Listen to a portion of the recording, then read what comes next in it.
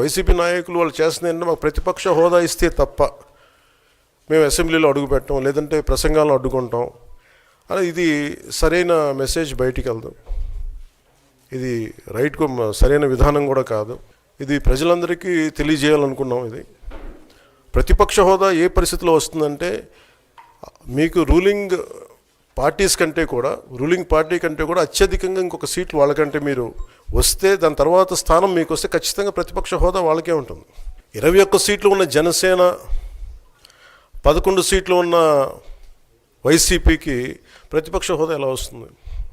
ఈ 5 సంవత్సరాల్లో మీరు ప్రతిపక్ష హోదా మీకు రాదు. అది మీరు మెంటల్గా ప్రిపేర్ అయిపోండి. 11 సీట్లతోటి మీకు ప్రతిపక్ష హోదా ఇవ్వబడదు, రాదు. ఎందుకంటే ఇట్ ఈస్ చంద్రబాబు గారు, గౌరవ ముఖ్యమంత్రి చంద్రబాబు గారు డిసైడ్ చేసేది కాదు, జనసేన డిసైడ్ చేసేది కాదు. దానికి రూల్స్ ఉన్నాయి, దానికి రెగ్యులేషన్స్ ఉన్నాయి, నామ్స్ ఉన్నాయి.